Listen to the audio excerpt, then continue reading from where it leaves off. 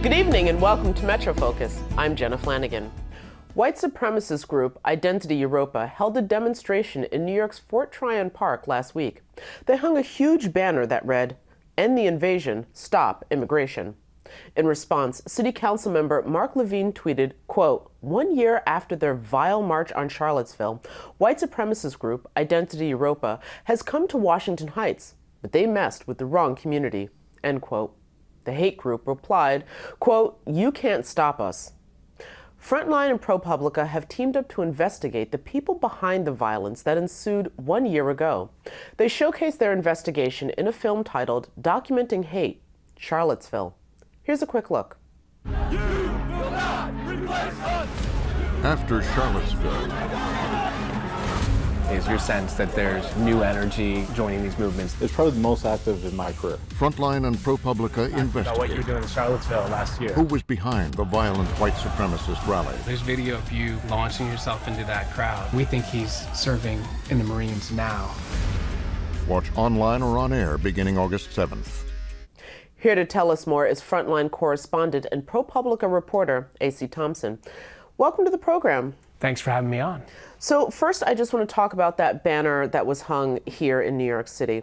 The fact that that kind of, display of open hate has come this far to New York. What does that say about where these hate groups are? Are they very strong? Are they feeling emboldened? Are they still very active? So I was actually interviewing Identity Europa members a year ago in Charlottesville. I think part of what you've seen since then is the groups have gone different directions. Some people dropped out of the movement. They were chastened by what happened in Charlottesville and they said, I don't want any part. Some people like Identity Europa have said, we're gonna do sort of hit and run actions. We're gonna do banner drops, we're gonna do posters, we're gonna do flash mobs, but we're not gonna announce where we're going to be and have a big rally.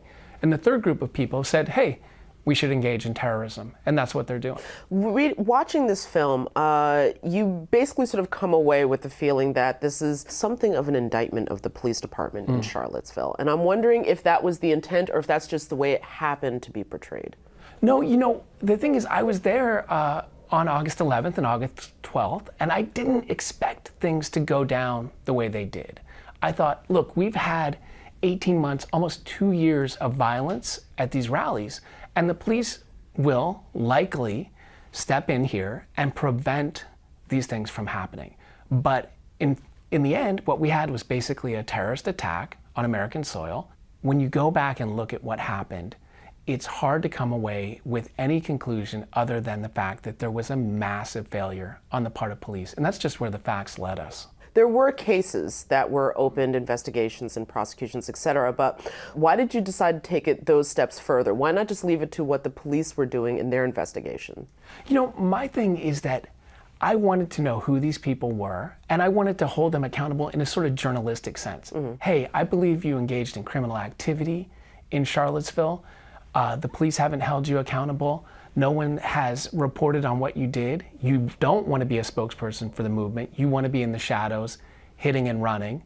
But I think it's important to expose that, and that was sort of my mission. What role do you see social media playing? Right, it's a weird thing. I mean, people think that journalists, they say, you're doxing people. You're, basically inciting these mobs to go after people.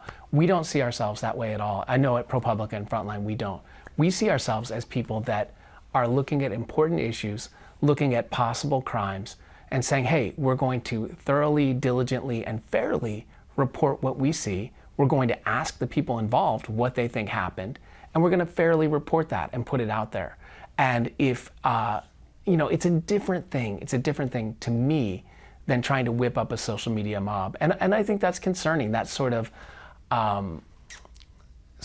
culture of shaming, of harassing, of abuse on social media and back out into the real world. Moving on, I do want to ask about, there's one young man who was a Marine, an active duty Marine, I believe, who you were able to unmask, I guess it might be the best word for it. Can you tell me a little bit about him? Yeah, so Vasilius Pistolis is a guy, he was just ousted from the Marine Corps. He's young, early 20s, and he was active in 3 different neo-Nazi groups. How we got into looking at him is we realized from contacts that we had within the Nazi movement that he was involved with a group called Atomwaffen that wants to overthrow the US government, start a race war, and install a fascist state. At the same time he was active in that group and in Charlottesville, he was also getting US military training and access to weapons. We found pretty compelling evidence, including his own online statements over and over and over again, as well as photos and video and witness statements, that he had assaulted multiple people in Charlottesville. So he was saying things online like, cracked 3 skulls today, got away with it, virtually no damage to myself, that kind of stuff about what he did in Charlottesville.